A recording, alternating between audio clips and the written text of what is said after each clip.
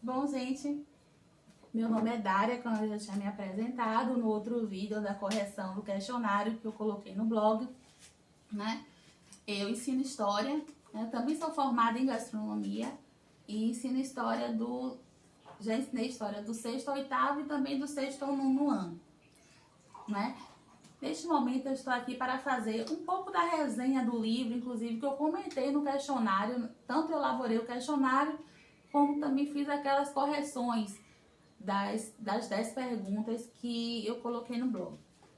Bom, um pouco da resenha do livro que eu tive a oportunidade de ler, que foi desse autor aqui, Laurentino Gomes, né? Ele tem, inclusive, uma trilogia numa das datas mais importantes do século XIX, nos períodos mais importantes no século XIX no Brasil.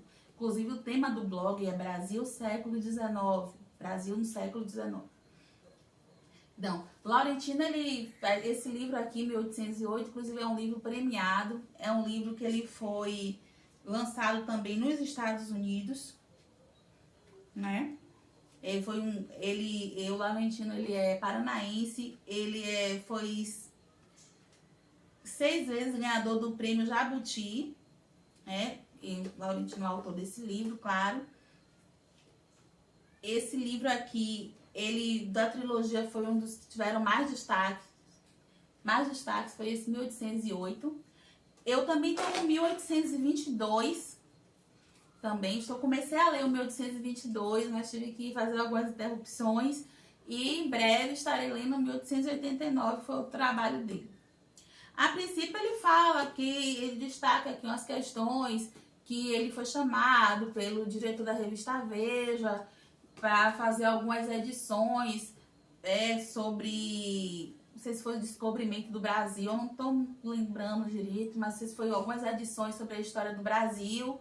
E aí, a partir disso, surgiram-se as ideias, surgiram-se as ideias, né, de fazer um livro relacionado a essas 3 datas importantes, que são datas que marcam a identidade do Brasil. Ele coloca aqui algumas coisas, é quase impossível entender o Brasil de hoje se você não entender não estudar, não é, essas 3 datas. Sem estudar as 3 datas, é impossível entender o Brasil de hoje. Então, eu fiz esse vídeo justamente para fazer uma resenha um pouco desse livro aqui, não é?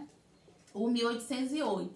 Em breve, eu conseguindo ler o 1822, eu também estarei trazendo uma resenha dele aqui pra gente, né?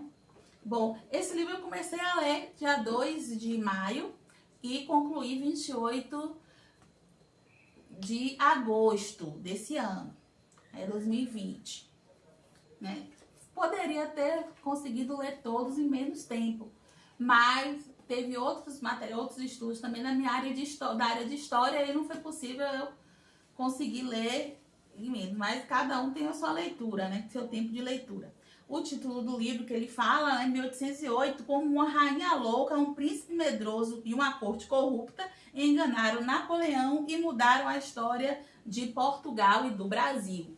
Então ele começa, tem aqui a questão, ele começa falando um pouco como era o cenário da Europa em pleno século XIX, os acontecimentos que estavam ocorrendo lá, e compara até Portugal. José da Cunha Brochado, um diplomata português, né? Ele fala assim, como comparando a corte portuguesa em relação às outras cortes, né? Portugal, que não tinha ciência, não tinha política, não tinha educação, só sabia rezar em Portugal. Fala essa questão desse atraso intelectual da corte portuguesa, né? De algumas críticas a comportamentos de Maria I, né? A famosa chamada Rainha Louca, que sofria de esquizofrenia, né? Que não era ainda uma doença conhecida na época, né?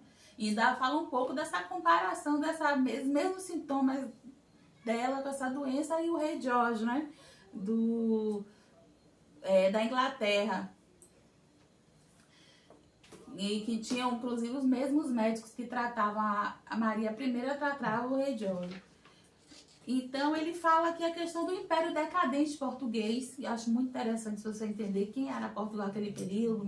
Portugal antigo, ainda no século XVIII. no final do século XVIII, ela sofre um maremoto, e aí tem que ser totalmente um terremoto, em seguida foi um maremoto e um incêndio, né? Que destruiu boa parte das igrejas em Portugal. Isso você vai ver com mais detalhes também na resenha, né? Porque se eu contar tudo do livro também, vocês não vão ter a curiosidade de ler o livro, como eu li. Então fala da questão do Império Decadente Português, né? Em comparado outros países da Europa, principalmente como a França e a Inglaterra, que estava em toda aquela efervescência da Revolução Industrial, né? Já estava a caminho da segunda Revolução Industrial na Europa, e Portugal ainda totalmente, né, lá isolada, carola, atrasada. Fala do perfil também de Napoleão, né? Quem era Napoleão naquele período? Napoleão, ele tocava o terror e enlouquecia todos os reinos de Portugal, os reinos da Europa, né? Se rendiam a Napoleão, o medo que Napoleão causava. Inclusive, naquela correção, eu coloco que uma das perguntas que aquele François René Chateaubriand, ele fala que Napoleão foi o maior sopro de vida que já se passou pela face da Terra. Não se escreve, e no livro você pode encontrar que na história a personalidade que mais se escreveu foi de Napoleão e Cristo, né? Jesus foi que mais se escreveu livros dentro da história, foi de Cristo e Napoleão. E ele fala do Império Decadente, fala da vinda, da difícil partida, né, de Portugal, como Portugal ficou, o próprio país ficou abandonado com a saída da corte, né? A imensa corte, que em torno de 10 a 15 mil pessoas, a corte portuguesa imensa que veio para o Brasil, como sustentar essa corte aqui, né? O Brasil tinha, no máximo, era em torno de 60 mil habitantes. Vocês vão ver também que o Brasil não tinha muitos habitantes, né? A cada 3, um era escravo. Então você vai ver essa imensa corte, como sustentar essa imensa corte portuguesa, né?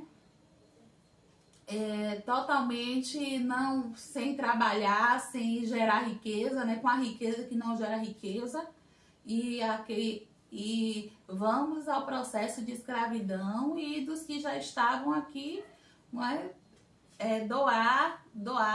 Fazer doações, no caso, para a família real, né, portuguesa. E aí que entra o processo de corrupção, que também você começa a entender um pouco desse processo. Por que você tanto fala aqui de corrupção no Brasil?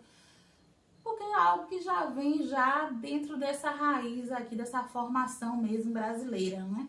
Então você vai encontrar muito isso do livro, esse processo da corrupção, da própria família, da própria corte que veio, né? No título mesmo do livro aqui, ele coloca no título, né, que em uma corte corrupta enganaram Napoleão e mudaram a história de Portugal e do Brasil.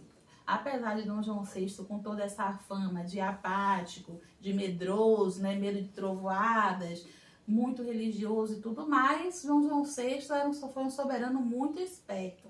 Inclusive tem um historiador aqui que faz Pedro Calmon, ele faz essa observação em relação a Dom João VI, que ele foi um soberano esperto, que ele soube enganar o próprio Napoleão, que fala que ele foi, em suas memórias, Napoleão refere-se a ele como que foi o único que o enganou, né? Então, não é bom confundir medo com esperteza. Ele fala também do arquivista real, que é muito interessante a história, né, de Luís Joaquim dos Santos Marrocos, que ele veio com a corte portuguesa, né, abandonou a família muito jovem, e veio com a corte. Um pouco entender também a importância da biblioteca da família real, que era uma biblioteca muito grande, era uma das maiores, as bibliotecas mais famosas do mundo, era a biblioteca da família real, sendo que hoje a maior biblioteca do mundo fica nos Estados Unidos, né, que é a Thomas Jefferson, que fica em Washington, mas a biblioteca real portuguesa era 20 vezes maior que essa biblioteca Thomas Jefferson em Washington, que é considerada hoje a maior biblioteca do mundo. Ela mesmo assim ela ainda não se compara à Biblioteca Real Portuguesa daquela época, né? Eu ainda teve uma correção ainda, uma questão que eu ainda coloquei, como foi na questão da fuga, que se perderam também muitos livros na fuga. Muitos livros acabaram que ficaram na fuga desesperada. Você vai também ver o livro, a viagem, todo o que eles passaram na viagem, todo nesses 100 dias em alto mar, né? As condições do navio que a família ficou, o fato também, né, do acordo que Portugal acabou sendo obrigada a fazer, que a abertura dos portos, que até então o Brasil era totalmente fechado ao mundo. E aí começa assim, depois dessa abertura dos portos, você tem que passar a vir viajantes para o Brasil, apesar de serem vigiados, né? Mas você tem muita observação dos viajantes. Qual era a percepção dos viajantes em relação a Salvador, principalmente Salvador, né? E Rio de Janeiro, né?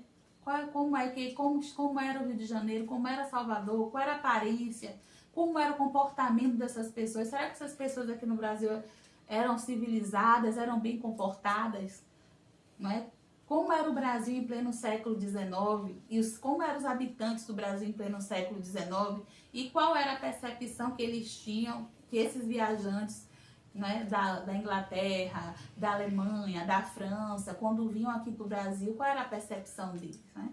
Um deles eu até comentei, que vocês vão ver falar um pouco dele, Henry Foster, que disse que ele era apaixonado pela cultura nordestina, era um inglês, né? Salvador, por toda a questão de Salvador, como era esse processo aqui da escravidão, como era o comportamento das pessoas, como era a aparência da cidade, não é? Será que muitas coisas que nós podemos observar hoje na cidade de Salvador, esse retrato de essa marginalização forte, então, e também não é pode ser sim, sim um retrato já naquele processo ali do século XIX, que já percebiam isso, né? São Paulo, fala da questão de São Paulo, acho muito interessante também, acho um ponto muito positivo do autor, porque ele vai buscar todas as informações, né, a respeito dessas principais cidades, né? Porque, no caso, na época, as províncias, né? Comportamento de Carlota Joaquina em relação à colônia. Carlota Joaquina nunca gostou do Brasil, né? Acho que isso, não sei se foi muito falado em livros, eu nunca vi isso em livros didáticos para trabalhar. Então ele aprofunda muito essas questões de Carlota Joaquina nunca ter gostado do Brasil, né? E depois, quando eles voltaram, como eu tinha falado, a questão da corrupção entranhada, raspou todo o cofre aqui do Brasil antes de voltar para Portugal. Esse Banco do Brasil hoje que nós temos, esse foi um banco já é um outro, não é aquele Banco do Brasil que a família real quando veio, que abriu esse banco, como foi todo saqueado esse Banco do Brasil pelo próprio Dom João VI, esse banco foi fechado, abriu um outro Banco do Brasil. E aí vai se vendo muitas coisas. O livro traz uma forma muito rica, foi um trabalho muito rico. Como esse Brasil ele fica com a volta da família real? Em 13 anos que a família real fica, como é que fica o retrato desse país, né? Como é essa nova corte, qual o período que ele fica aqui, as cerimônias, as festas, né? Como é que fica esse Brasil agora, durante esse período? Então é importante que vocês leiam e vão aprender muita coisa. Quando eu terminei, eu disse que eu comecei a ler esse livro pobre e terminei rica, porque o autor ele faz um trabalho magnífico aqui, como ele coloca que foi assim, há cerca de 150 livros pesquisados para elaborar esse livro, 150 livros, fora as fontes eletrônicas impressas e eletrônicas que ele pesquisou para enriquecer mais o material, né? Fala da questão de toda essa percepção e entra também em outras questões da história que a gente não tinha ideia, né? E ele traz o processo da escravidão também muito marcante, muito forte, o que os escravos sofriam, como os escravos eram explorados, não é? Aqui, muitas escravas eram para ter que se prostituir para dar renda para as suas senhoras, né? E só para fechar mesmo, né? Eu já falei aqui dessa questão de Laurentina, espero que vocês leiam e não leiam assim como eu. Continuem lendo, não só o 1808, né? Mas os outros, o 1822 e o 1889, para fechar essa trilogia. Obrigada a todos.